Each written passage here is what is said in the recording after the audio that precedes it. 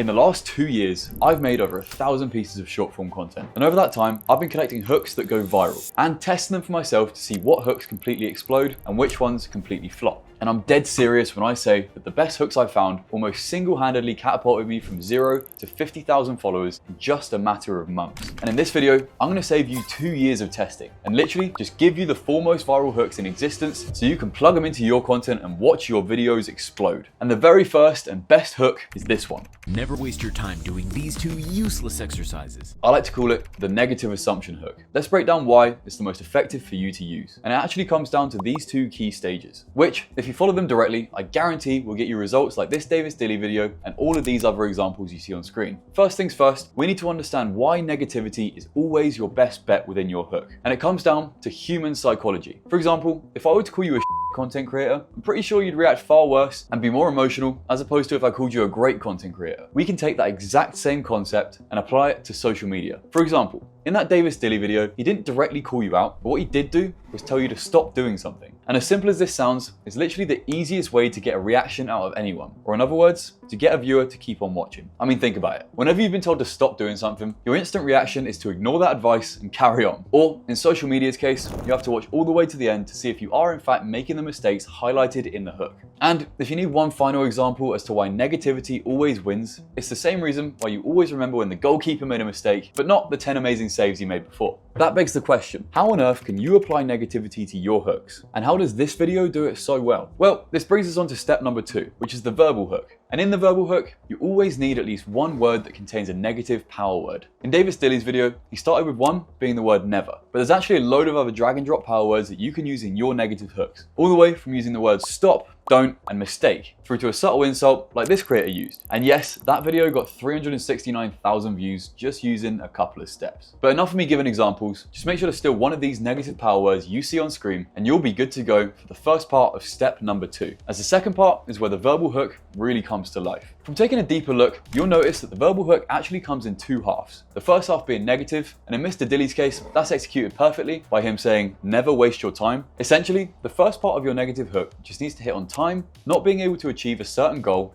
or something similar. Nice and easy. Let's move on to the second half of the hook. And I won't spend too long here because it has to be specific to your video. So if you're talking about exercises, then Davis Dilly's example is absolutely fine, but just make sure it's specific to your video. Now, the second hook is what I like to call the value depicting hook. If you could only read one book for the entirety of 2024, this book would be my one and only choice. Now, this hook simply won't work if you aren't able to hold up something physical or visually demonstrate it. But if you are able to, and you follow these steps to a T, I promise you'll start to see your view counts explode. A bit like this video from Thomas Graham that's sat on around 4.5 million views at the moment. Now, the reason this works so well is in the hook, it shows the viewer what they can expect to learn from watching the video, but it doesn't give away all of the information. Simply by holding up the book so you can't see the name of it, you know exactly what to expect without knowing the final answer. It's almost like those crime TV shows that show you the crime at the start, but not who committed it. The reason these work so well is because for some reason, us humans have this weird subconscious urge to know exactly what happened. And luckily for you, there are only 2 really easy to implement steps to follow in order to get this just right. And it starts with demonstrative words. If you don't know what one of these is, it's a single word that's used at the start of a short sentence, phrase, or you guessed it, at some point during your hook, with its main goal being to add emphasis to whatever it is you're talking about. And of course, Thomas does it just perfectly by using the word this as his demonstrative word. And in actual fact, that's the one that I use to start off most of my videos that have got between 200 to 500,000 views. So yes, this really does work. But of course, you got a few options. Just make sure you use the word this, here, these, or that,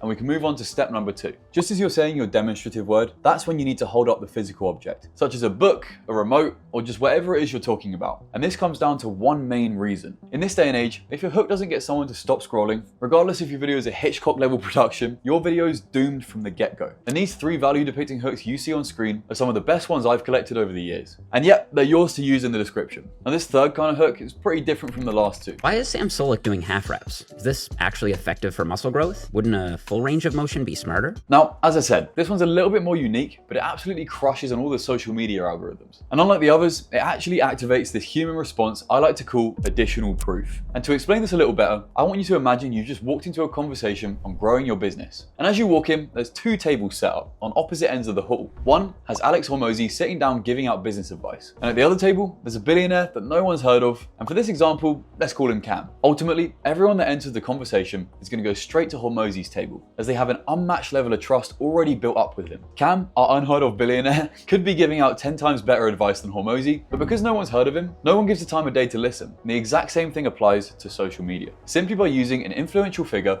company, or event, you transform your video from one that no one will stick around to watch to one that everyone watches. Which is why the Jeff Nippard video, which uses Sam Sulek in the hook, got over 18 million views. And yet, it looks like he filmed it using TikTok's inbuilt green screen feature. So let's say you got a video topic on the best business advice for new entrepreneurs. If your hook were to start out like, here's the best business advice you've probably never heard of, that, to be honest, is pretty bad. But simply by adding a person of influence, for example, Elon Musk, into the hook, it transforms to one that everyone watches. Which is why the hook of Elon Musk's startup strategy is pure genius, but you've probably never heard of it. It's so much better than our first option. And if you like to pay attention to detail, you'll have noticed that there's one thing all of these videos and hooks had in common, and that's that they all had subtitles. And this might be kind of shocking if you don't already know this, but around 85% of people actually scroll social media with their sound off. So the success of your short form content depends on having that visual aspect to your hook. And this is going to be a shameless plug, but you can pretty much automatically slap on subtitles to your video with Submagic. And with Submagic's auto hook title generator, you can generate those thumbnail worthy text hooks just like Davis Dilly had in that first example we looked at, as well as adding those crucial dynamic captions to the full duration of your video. So if you want your short form videos to have that viral potential, there's a link in the description to try it out for free. All right, so for hook number 4,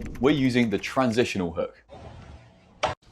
Do you want to find transition videos like this easily? They'll catch attention of your viewers. Now, this one should be used carefully because you don't want to oversaturate your content and overload your audience with it too much. I see this problem time and time again, where people get this one thing that works and then they aren't willing to change. And to be honest, overusing this one can be pretty damaging to your overall brand image. Remember, you're an expert and a professional in your field, so you don't want to be known as the transitional hook guy. That being said though, these hooks have been proven to generate millions and millions of views per video. And there's no better website out there to find these than transitionalhooks.com, funnily enough. And yes, there's also a link to that website in the description as well. And of course, the reason the transitional hook works so well is because these focus so heavily on the entertainment factor. If we can start off by entertaining the viewer in the first couple of seconds and then switch to educational, you're onto a winner. Now that I've given you those 4 that you can pretty much just adapt and use, there's one more thing that you should take away from this. If everybody that watches this just copy and paste it into their videos, the odds are they probably won't fit. So what you absolutely need to be doing is take all this information, take the hook and apply it with your own niche and find ways to make it unique to you. Because ultimately, what's going to make you stand out online when there's trillions of hours of content to watch is your unique touch. Not only that, but take the stuff we talked about in this video and understand the principles behind why they work so that you can replicate them in the future and keep on having lasting success. And then the next time you're scrolling and something really catches your attention, bookmark that video and put it in a folder called Good Hooks. And when you can, write them down somewhere to refer to when you're making content, because good artists copy